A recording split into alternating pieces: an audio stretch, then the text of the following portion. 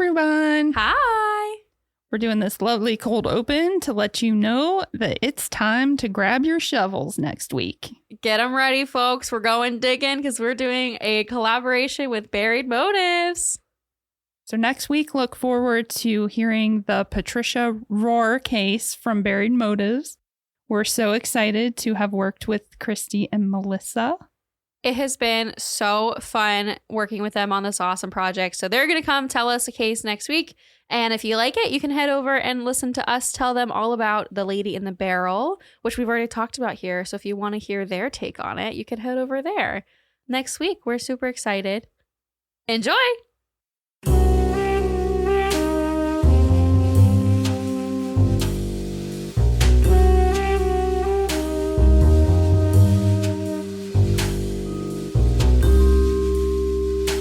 Hi! Hello. I'm Savannah. And I'm Elysia. And this is Burden of Proof. Welcome Welcome. back. Welcome to our new listeners. Obligatory Patreon plug at the beginning of this episode. Yes. Now is the time to join our $3 tier on Patreon before things change. Become a founding follower. Become a founding follower. And if you are just, you're not wanting to spend the $3 right now, we have a free tier. You lose some things, but you do get to vote in our monthly Patreon pick poll. Say that 3 times fast. And our $3 tier gets live streams, and you get an exclusive Facebook group and ad-free episodes and outtakes. So those are our business in the front, party in the back. Yeah. Party in the back. Party in the back is the true crime case. Okay. Getting into today's case, because that's all the business we have. I say Missouri in a couple places, and I mean Mississippi. Yes. I'm sorry. That's horrible, and I'm so sorry. Savannah gets very confused on Midwestern states. I do. I'm sorry. I've lived in the South. This. I've lived in the South my whole life. I don't understand the Midwest. What do you mean it's all in the middle? It's all the same. It's not. I know and that. even Mississippi is considered part of the South, It isn't is, yeah. And But- so is kind of Missouri. I'm so sorry, guys. Yeah. It's fully in Mississippi. Okay. That's embarrassing. Sorry. Oh, sorry. All right. That's like me not knowing where Ohio is, like, at all. I thought Ohio was, like, so different. Anyway. All right. Wow. Okay. I'm branding a new genre for us. CTC. Current True Crime. Okay. Okay? Yeah. I've done a couple of these now.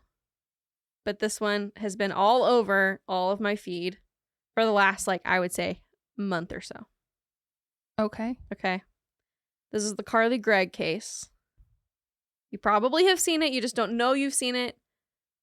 Okay. She's talking to me, by the way. Oh, yes. You have probably seen it. You just don't know you've seen it. Yeah. And I don't want to spoil anything for anybody who hasn't seen anything. But if you recognize the name and you've seen it on your feed, guess what? You're getting all the details without having to read a million articles and watch hours of crime footage. Because guess what? I did it for you. All right. So I appreciate that. We're going to jump right on in. Okay. Carly Gregg was born to Ashley and Kevin Gregg in February of 2000. And for a while, she was a normal child. Okay, for a while. For a while, she was a normal child. She was a normal child. But around age 4, some troubles began to plague their family. Oh, that's young. Okay. Well, a little bit before she turned 4, things started because unfortunately, Carly had a sister named Natalie who passed away at around 19 months old. So she passed away from what I believe is spinal muscular atrophy. Okay.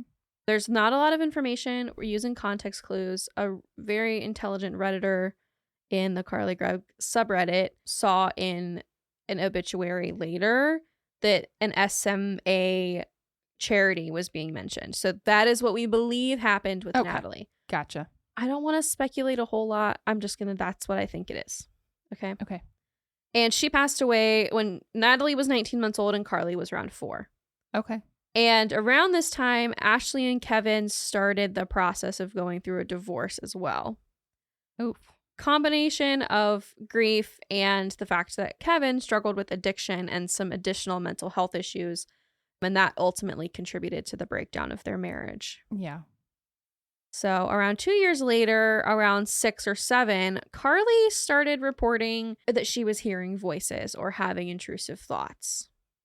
And I said reported, but what I really meant to say was that she reportedly started hearing voices because she didn't tell anybody just yet. I was going to say that's pretty young to be cognitive and tell somebody. No, and it's later that she kind of understands that that's what's happening. Gotcha. You know? Yeah. But a psychiatrist later testifies that this is kind of a sign of PTSD in a child this young. Yeah. Which could have occurred during all of the drastic change happening in her early life. Yeah. Makes sense. Mm-hmm. As she continued to grow up, she showed more signs of depression, and as early as 11 or 12 years old, she started self-harming. Carly went to her parents with her struggles in December of 2023. When they heard, they took her to her nurse practitioner, who then suggested a therapist and a psychiatrist, and she was eventually put on Lexapro. As always, they played with the dosage a little bit. I know your face. We're going to talk about it. Elysia made a face when I said Lexapro. We're going to talk about it. I know you'll have things. I'm not an expert. Just done a lot of research. And they played with the dosage and they upped it a little bit, but it was within normal range for a Lexapro dose for this child. Okay. I think I missed. Who was it that prescribed it? A psychiatrist? Yes. Okay. Yes. Okay. I'm sure it was a psychiatrist, I think. I think. Well, obviously, like, a psychologist can't prescribe medication, but sometimes people will be in therapy and then at the advice of a therapist or a psychologist, they will get a prescription, but they don't want to go see a psychiatrist. So they just go to, like, their family doctor. Which is, you know what? That totally could have happened. Okay. To be fair, I don't want to say that didn't happen because I don't feel confident. Okay. I thought it was a psychiatrist, but it totally may not have been. It should have been. I agree with you that it should be. I will just make my stance clear. Yes. It should have been a psychiatrist. Yes, it should have been. Okay. Right. But that's where we are. She's on Lexapro. Yes. But at this point in her life, Carly has a pretty close relationship with her mother, Ashley, who had since remarried to a man named Heath Smylie. So she was Ashley Smylie. Heath Smylie? Yes. Oh my God, I love that name. Yes. So Ashley and Heath Smylie, and Heath was pretty close with Carly too. I mean, as close as a stepdad is normally. He reports taking her to karate until she lost interest, and then he took her to guitar, and like they were a very normal family, other than the fact that she had a more complicated relationship with her biological father. But honestly, they weren't more concerned than the average teen parent, you know, up until she said something to them about her depression. Right. Yes, as Carly hit her teens, she had started to struggle with trying to stay out past curfew. She was a really social child, and Heath would remember Ashley saying that, no, you can't go out with this person. You need to stay home. You need to do this. But it was just all normal stuff. There wasn't anything weird or out of the ordinary. And she was, you know, struggling with texting her friends when her mom said not to be on her phone. But overall, they were doing everything that normal teen parents were doing. Right. And by all accounts, her relationship with her parents didn't prove them wrong. According to everybody and according to testimony, they had a really standard situation. Okay. It's also pretty normal for teens to start struggling with depression and anxiety around 14, 15, and 16 years old. Absolutely. It's very common. And Ashley, her mom, is a high school teacher, so she knows this. Yes. She's a high school geometry teacher, and when she told, you know, when Carly... her students are always depressed. Yes, because they're in geometry class. They're in geometry class. Yes. That's why I'm not surprised that when she said, Mom, I'm depressed, Ashley took it seriously. She sees it day in and day out. Yeah. They didn't know the extent of her mental health issues, though. Right. Because they weren't being told. So... Right. That's the tricky thing with mental health is... Right. Until it's out of control, those around the person don't know a lot of times. Right. Not especially all the time, especially a parent. But what I will say was that Carly's friends at school were starting to see more of the issues and were starting to be more concerned. Right. They had noticed that she had begun vaping and that she was smoking marijuana. And it got to a point where she was smoking pot up to 4 times a week. And her friends were getting really concerned. So she's a sophomore in high school. Mm-hmm. And I'm not going to lie to you. I had friends smoking pot when I was a sophomore. Yeah. I was the friend who was always concerned because I'm a goody two shoes, and I was like, "Are you sure that's okay?" Same. We were both the moms of our friend group for sure. Yeah, I literally had a friend who called me mom. I had one too. So and her mom friends were starting to get concerned. Yeah. Especially when they realized that Carly was having, she had burner phones, so she was definitely hiding things from her parents. And since the Lexapro, she had been having higher highs and lower lows. Illicit drugs and mental health meds do not mix well together. No. And so her mood swings were stronger than ever. Even if her depression symptoms were a little less prominent, her friends were noticing. And she would report later that the auditory hallucinations were starting to get stronger and more frequent. Mm-hmm. I don't know if she was telling her friends that, but she later says that was the case. So on March 19th of this year, 2024, it's a very recent case. Yeah. Carly woke up on the wrong side of the bed. She was grumpy, she was irritable, and she rode to school with her mom, and she started her day with a fight with one of her friends. I don't know what they argued about, but he decided, okay, you are not okay. Right. This isn't good, and I'm done. Enough is enough. Fair. He basically went to their friend group. They whispered in the side chat outside of Carly and said, keep her distracted because I'm going to talk to Miss Smylie today. Good. I'm gonna tell her mom this is not okay. I mean, if a sophomore in high school is hiding shit from their parents to the extent that they have burner phones. Yeah. And I don't know if it was because she maybe mom had parental controls on her main phone. So it wasn't like she could just delete stuff, but I don't know the extent. So either way, friends were like, okay, we'll keep her distracted. And so after fourth block, he went to Miss Smylie and he told Ashley everything. Later, when Carly gets back to her mom's classroom and they leave for the day, I don't know the order of events. I don't know whether or not Ashley told Carly, hey, your friend told me some things. I have some concerns. Or if when they went home, Ashley started saying something then. Either way, she told Carly that she had been informed. She didn't. I don't know if she said your friend told me. She just said she knew. I really doubt that she would have ratted out her friend. I doubt it. Yeah. But either way, when they got home, Ashley went into Carly's room and found a box of her vape pens. So again, I don't know what conversation was had, but Carly realized that her mom was going through her room, which was very unlike her. And so she decided that this was the worst case scenario for her. This is the absolute worst thing that could possibly happen. Yeah. Her entire secret life was about to be exposed. And so she snuck through the house and into her parents' bedroom, where she removed a .375 Magnum from under their mattress. Oh, people. We'll get into it.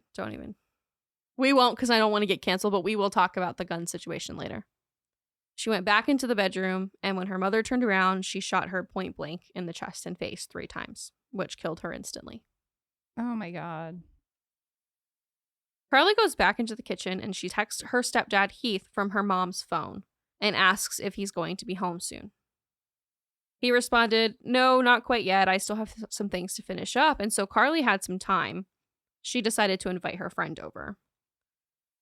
Per the judge's requirements for this case, all of the minor children other than Carly are referred to with just their initials. And so she messaged her friend BW and asked her to come over. So her friend comes over pretty quickly and she messages, hey, I'm here. I'm outside. And Carly goes outside to meet her. And outside, Carly asks her friend, have you ever seen a dead body? She takes her inside and she shows Ashley to her friend, who was obviously terrified. But on the way, Carly had shown her the gun, and she knew that Carly had access to other guns. So, terrified or not, she just went along with it. Carly then said, do you want to wait in the backyard while I do my stepdad? Oh my God. The friend went outside, and soon Heath Smylie walked in the back door and into the door of the kitchen. When he opens the kitchen door, he is immediately shot at by Carly, and a bullet grazes him in the neck collarbone area, like here-ish. And he said it really did just graze him. He didn't feel it a whole lot. I mean, he knew something had happened, but he even says later that he never felt it, even to this day. Like, it was not even on his radar. Yeah. And he reached up and put his hands on the gun, and he got the gun away from Carly. Another shot was fired, but it didn't hit him. Good. And she bolted out the back door. Well, she bolted to the backyard. She didn't go out the back door, actually. Let me rephrase, because the cops do later say that the back door was locked. Okay. He thought she had gone out the back door, but she must have gone out the front door because the back door was locked from the inside.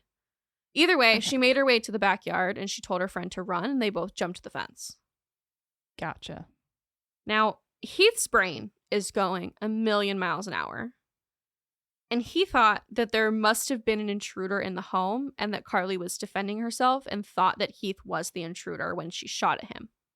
This seems like the most plausible explanation, especially because Carly looked terrified. He says over and over again, she looked so scared. She looked like she had seen a demon. Like, she was utterly terrified. And so he's thinking like something else has her spooked. Yeah. And her friend would later say that like she seemed jittery. But I will say, after watching, they had like cameras in their house. After watching some of the footage, like there's videos of her texting from her mom's phone asking Heath. Like, she didn't look nervous. So it had to be something that like people who knew her were looking for, I guess. I thought she looked eerily calm, but that's just my opinion. Right. But he starts thinking like, okay, there's an intruder. Let me go look through the house. And so he's looking. And that is when he finds Ashley, and he starts putting the pieces together. He calls 911, and they would show the body cam footage later in court, so it's public record now. And the officer who arrived on the scene, it's just crazy. And I've heard the 911 call and seen the body cam footage. I don't think I've mentioned that this takes place in Missouri, just for the record. So, you know, I should have mentioned that earlier. It's in Brandon, Missouri. Makes the gun thing. It does. It does kind of explain Makes the gun sense. thing a little bit. But let me tell you, in both the 911 call and the body cam footage, Heath was hysterical when he figured out what happened. I have not heard a 911 call or seen body cam footage with somebody this viscerally upset in my life. Yeah. He was like inconsolable, but he was able to still communicate, which was very good. He was basically able to say that his wife had been shot by his stepdaughter, that she had tried to shoot him, and that she had jumped the fence and run. He told the officers that the gun is on the kitchen counter. It looked like it still had another round in it at the very least, and that was it. And that he also said Carly ran, but she still may be armed because she has access to other guns in the home. Mm-hmm. So, of course, they radio out to other officers. They start looking for her, and she was found and arrested near the home and, of course, immediately taken into custody. Carly was charged with the murder of Ashley Smylie, attempting to kill her stepfather, and tampering with evidence. Carly's defense team, of course, states that she was mentally ill at the time of the crime and criminally insane. And honestly, they do a pretty good job of explaining themselves, saying that she was, quote, having a state of psychosis in an episode of acute stress on March 19th. She lost herself in what was the perfect storm. They had psychiatrist Andrew Clark testify. This is a quote from defense attorney Bridget Todd saying, Dr. Clark, based on your experience, expertise, and evaluation of Carly, do you believe that Carly was able to understand the nature of her conduct and appreciate the difference between right and wrong at the time this incident occurred on March 19th? He answered with, I don't think so. Dr. Clark would also state that Gregg's journals and sketchbook would, reveal really dark themes, quote, suggesting potential aggression and instability. He would read aloud an entry from March 12th, which was a week before the incident, that said, quote, I think I had a psychotic break earlier. The whole ordeal is quite silly. I actually spoke with one of the voices in my head. Well, I didn't hear them until earlier today, but I only do then. My particular friend and I were practically screaming, bloodthirsty, and ravenous. Thank God physical confrontation was not possible. I sound crazy.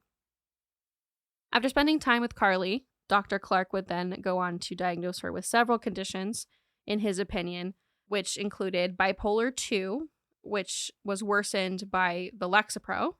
Yeah. As well as a type of schizophrenia. And he listed it as some sort of like, I should have written it down, like undiscernible schizophrenia. It was something like some sort of general auditory schizophrenia disorder, but he did not give it a very specific name in his testimony. I know that a lot of people with untreated bipolar type 2 will have like schizophrenic tendencies. Right. Or have bouts of schizophrenia, but it can vary from person to person. Like you can have auditory hallucinations or visual hallucinations or both. Yeah, that's why I was real cringy at the beginning, because I happen to know that Lexapro is not something that you want.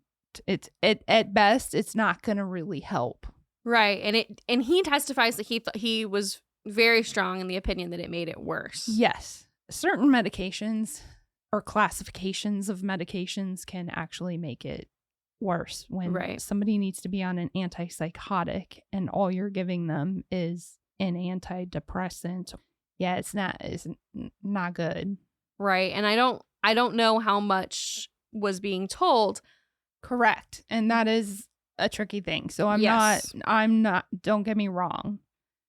I'm not trying to imply, oh, they should have known better, because unfortunately, the reason that mental health is what it is and why it's so difficult to treat and so difficult to catch is because you have to literally rely. It's not like they can just go, that was weird. Okay, why don't you go get your brain scanned and then you'll like know exactly what you have and what to treat. Right. It's not that simple. You have to rely on the person with the mental health issue. And unfortunately, many of them, especially some of the worst conditions, are not quick to recognize that not everybody thinks like this. This isn't normal, because that is their normal. Yes.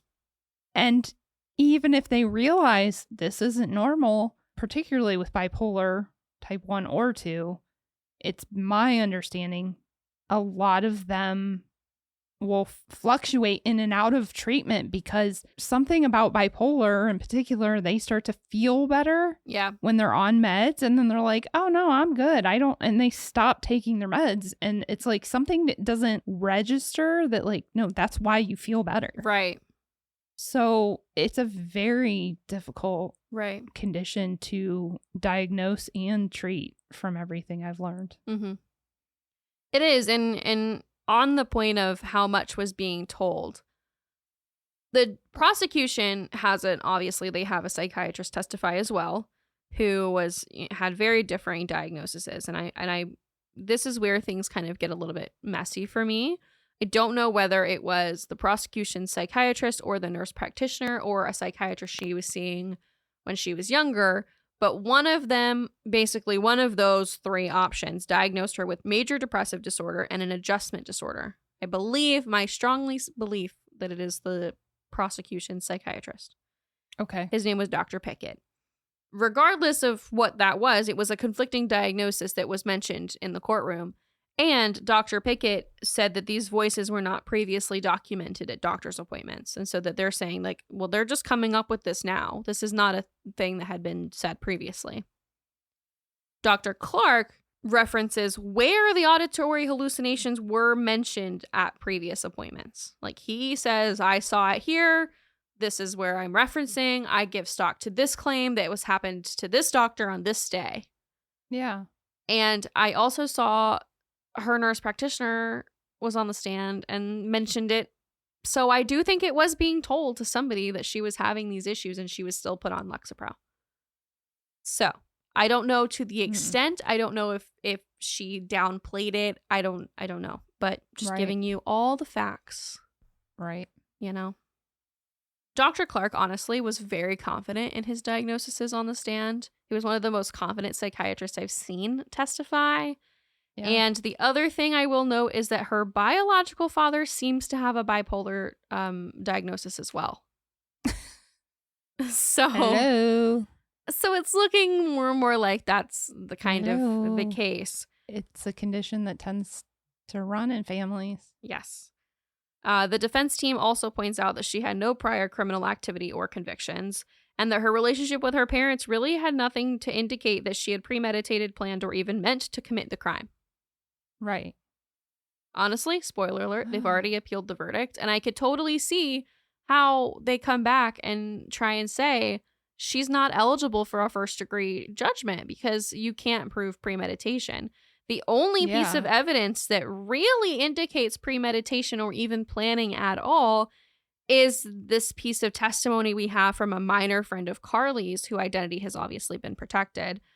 I don't even know their initials. When I tell you what happens in the next little section, I'm not accusing this minor of perjury. Okay. I will explain my theory later, but I'm not saying that they perjured themselves on the stand, okay? I also have absolutely zero context for this. I don't know the relationship between Carly and this person. Okay. But this witness testified that he traveled to see Carly, and when he arrived at the property, the door was opened by Heath, who said, "You must have the wrong house. Carly has never lived here. There's not a Carly that lives here." So he left. He testifies that he later received a message from one of Carly's burner phones that basically said, "My mom was holding me down while Heath answered the door. I wanted to see you, but they wouldn't let me." He said that Carly indicated she wanted to murder her parents that day. Like, that was the only piece of solid evidence I really saw that said she had ever said or thought about this before. Other than, oh, I want to kill my parents, Yeah, that's what I was thinking. Like, well, how was it said? What was said? Right. Like, that's where you got to get into the nitty gritty. Right. Heath testified on the stand for a long time, and his testimony was I thought was really good. And he was asked about this particular incident, and he said, "Well, yeah, Carly had told us about this particular friend before. We had heard his name, but we never seen his face. And so when we got a knock at the door, Carly came rushing in and said, 'I don't want to talk to him. I don't want to see him.' So he said, 'Okay, that's fine.' Carly and Ashley went around the corner into a hallway where they couldn't be seen, and Heath opened the door and said, 'You have the wrong house. Carly doesn't live here.'" Gotcha. He was trying to avoid Carly having an argument with her friend about saying, "I don't want to see you." Right. Which parents do stuff like that. I tell my kids all the time, blame it on me. I don't care. Right. I used to blame stuff on my parents all the time. Yeah. Right. So Heath repeatedly stated on the stand that, like, he didn't feel that Carly was angry at him at all for this. She had explicitly said she did not want to talk to this person. Nobody was holding her down. Nobody was holding her back. Right. I am inclined to believe that Carly did tell the witness that her parents had held her back and lied to him. Oh, yeah. Like, she totally lied to him about it. He did not go on the stand and perjure himself. I don't think that. She lied. I don't know why. She's 14. There's no way of knowing. She probably doesn't even know why she lied. Yeah, exactly. Other than she decided she didn't want to see him, and who knows why. Because if she has this mental health condition, you just don't know. And it's untreated. Like, one minute they love you, and the next they're like, "I never loved you." So yeah, to me, that sounds like that's probably the most plausible thing. Yes. Kids don't want to have confrontations like that with their friends, or especially opposite. Yeah, this was a boy. Friends. Yeah. So that was kind of my gut feeling too, that it was like a romantic situation that she didn't feel like she wanted to continue with, and instead of confronting, she just, it was like, no, I'm just gonna lie. Yep.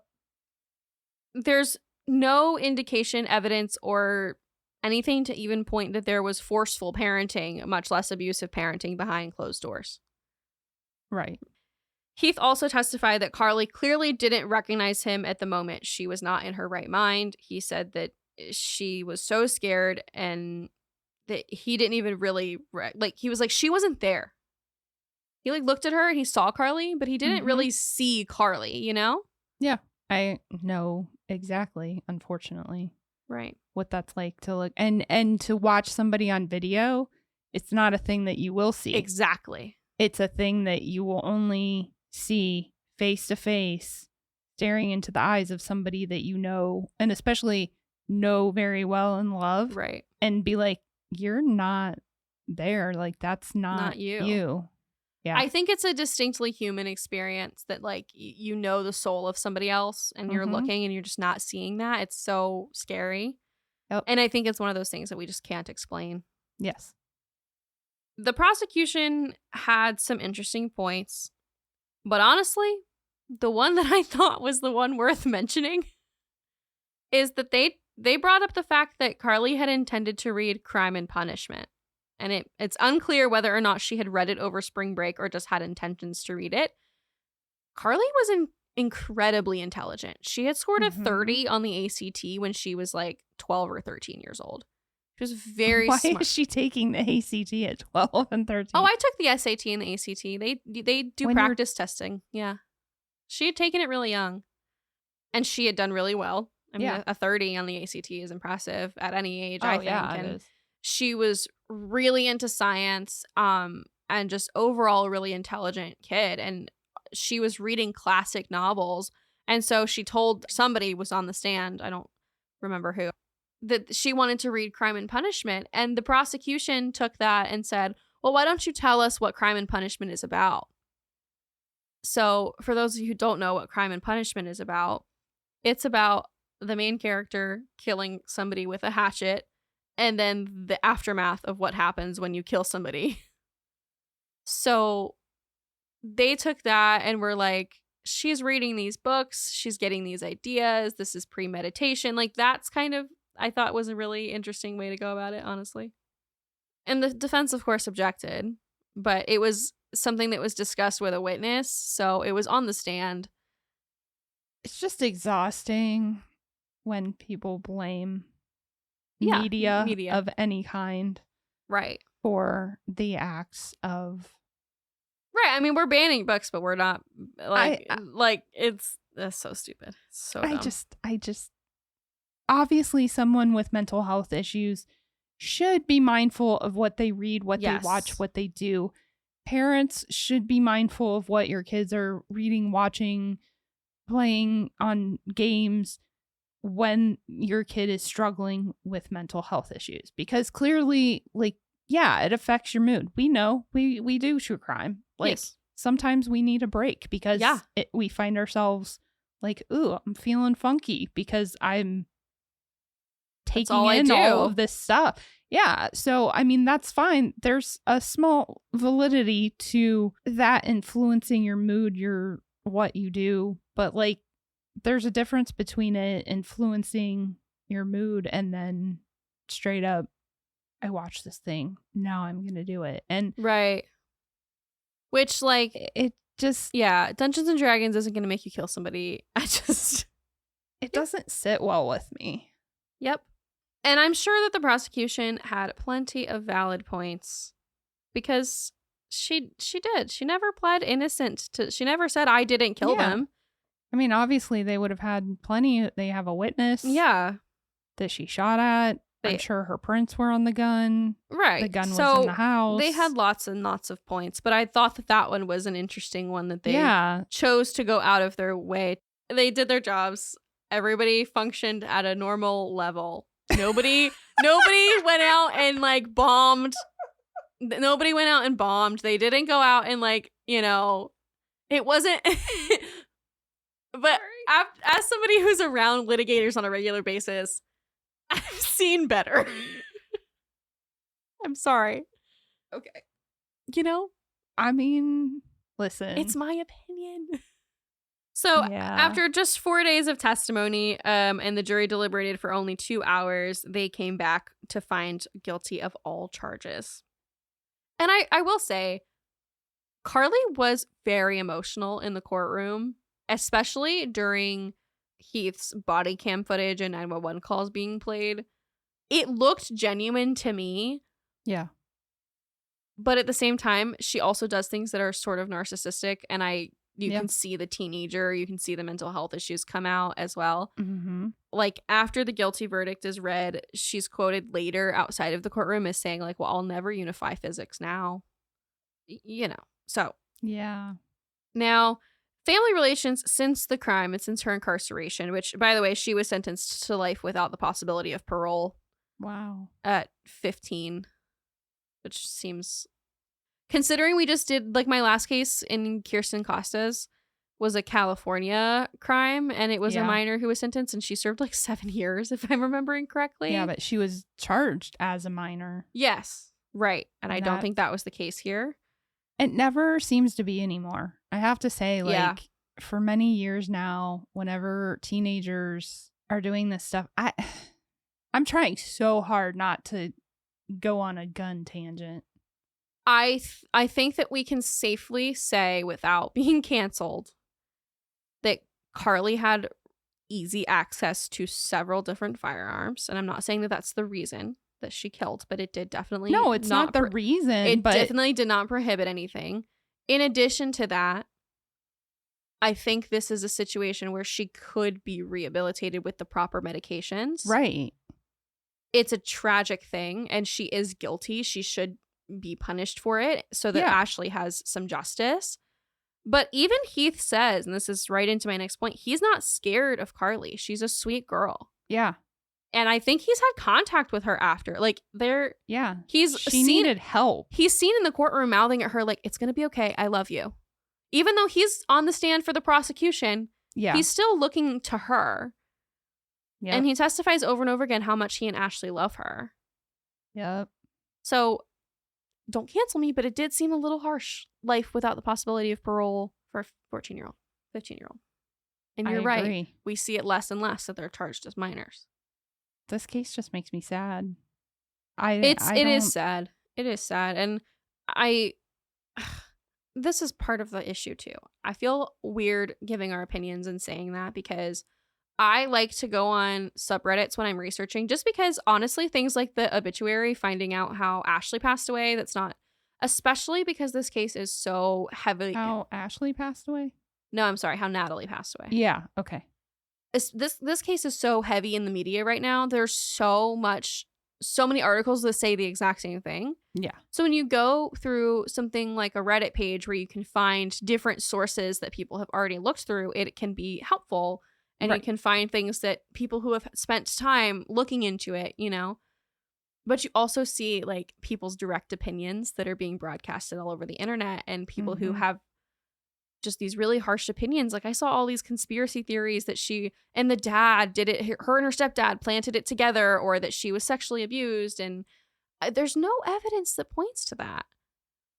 So it's hard for me to come on and say, like, I think she should just open the door to another one of my I know. things about conspiracy theory.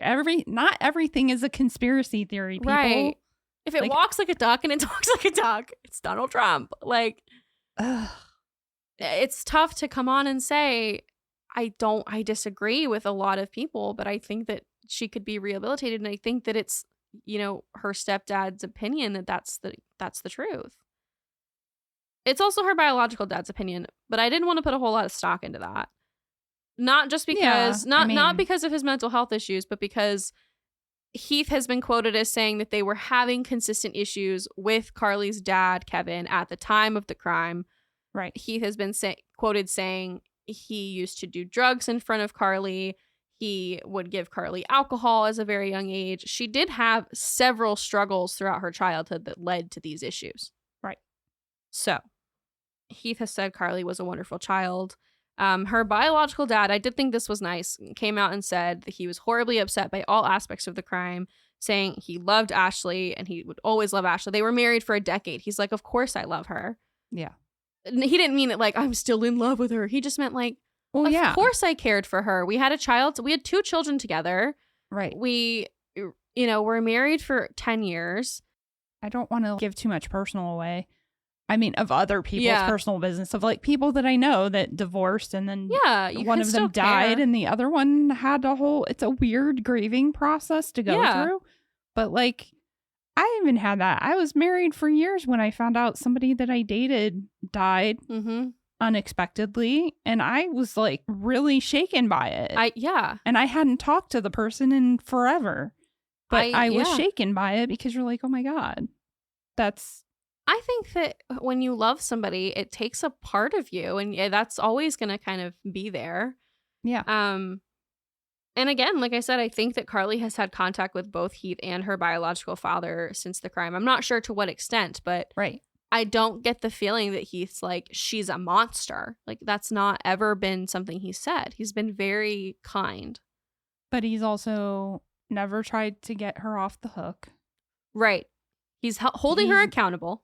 Yeah. Which to me, if it was some big conspiracy and the stepdad was like in on it or something, right, I feel like there would be other shady business. Right. And he's been cooperative, and I honestly, I don't know why people think that. I don't look into those comments when I'm looking through, because I do when I know that when you go on something like Reddit, you're seeing opinions, you're not seeing, and you do that with all journalism, right? Yeah. Reddit, I wouldn't consider journalism. No, but if you can find the links to other sources, exactly. and you know that those sources are exactly. So I go through and I look for sources, and I don't put any stock into conspiracies when I'm doing that sort of thing, because I do understand that that's, not the way to go. Since the sentencing, which was just a couple of weeks ago, they announced that they were appealing and requesting a new trial. So this has all happened really recently, and it's been all over my TikTok. So I know it's all over yours. To the audience, not to Elysia, as we've previously established, does not have TikTok. Yeah, sorry. No, it's okay. I spend enough time on social media. I don't need one more. Oh, it's like there's too much. All consuming. It's bad. It's too much. But they have some interesting points when requesting a new trial. I'm not saying that they're great. I think they're okay points. For an appeal, they're all right. All right. So number one, they're saying that they have new evidence that would assist. Okay. Number two, they're saying they weren't allowed to present all the witnesses necessary. Okay. Number three, they're saying the witnesses that they were allowed to put forward were not allowed to speak on certain topics, and they felt that these topics would have resulted in a different outcome in the case. Okay. Interesting. They also said, quote, Mississippi believes that only a person 21 or older possesses the maturity necessary to make decisions about the life of another. However, Mississippi also holds that a 14/15-year-old possesses the maturity necessary to make decisions about plea offers, understand the nature of alleged offenses, comprehend the nature of the charges against them, effectively participate in their defense trial, and face the same lifelong sentences of an adult. Basically, their point was that the jury can only be 21 and up in Mississippi. Wow. And they're asking this to be a jury of her peers, except it's not her peers. So how are they expecting her to participate and be charged as an adult if there's nobody her age on the jury? That was one of their points that I thought was interesting. I'll be curious to see how that plays out in the appeals process. Yeah. I do think it's kind of a reach, and that it would not have resulted in any sort of difference in the case. I don't think they can prove that would have resulted in a different result. I mean, the only way I could see it proving something different is if they bring in a bunch of brain rotted 15-year-olds. And I use that term because that's what my teenagers call it. They call it brain rot. They call it brain rot. They say our peers are so brain rotted. Yeah, they do. So unless they bring in a bunch of kids that aren't paying any attention, right. Our area has something called teen court. Yes, it does. Which doesn't handle stuff like this, obviously, no. But it's usually just like minor offenses, which is it's court held by teens for teen crimes. It's actually pretty interesting. Yeah. And it gives teens who have an interest in law, the justice system, and law enforcement, etc., to like have some experience to see if they actually want. My nephew did it years ago. Yeah, I had a classmate who was pretty involved. She was a defense attorney for teen court when we were in high school. It was pretty interesting stuff. Yeah. And I think if I'm remembering correctly, it works a lot like arbitration does. Like they make a recommendation, and then it goes to like a panel of arbitrators who then decide. Yeah. Definitively adults who have degrees. Yeah. But anyway, I don't know how I feel about the 21 and up on the jury pool. Yeah, it's interesting. I know that a lot of 18, 19, 20-year-olds often get out of jury duty because they're usually like in college or doing something in life where they can get a pass, an excuse. And I think, honestly, the court is probably quick to just allow it because you're young. Yeah, in the voir dire process, like a lot of attorneys, they're not going to want somebody who's young, correct, for whatever reason. Yeah, maturity, attention span, etc. Yeah, so I look forward to updates on that one. Thank you. It's an interesting one. And I hope that if it was on your timeline, I hope you realized really quickly that I meant Mississippi and you don't hold it against me because they're both MI states. And B, that you feel like you have some more context to the headlines that you're seeing online and the videos that you're seeing online of, Carly in court is really what draws people in.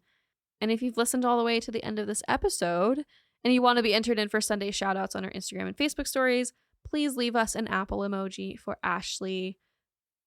That's just, it's a horrible situation. And I don't want to ever seem like we're forgetting that Ashley was a person and was a victim in this case. No, not at all. So thank you guys so much for listening all the way through to the end. We love you guys so much, and we will talk to you next week. Till next time. Bye. Bye. Thanks for listening, guys. Find us on Instagram and TikTok at Burden of Proof Pod and email us at burdenofproofpod@gmail.com.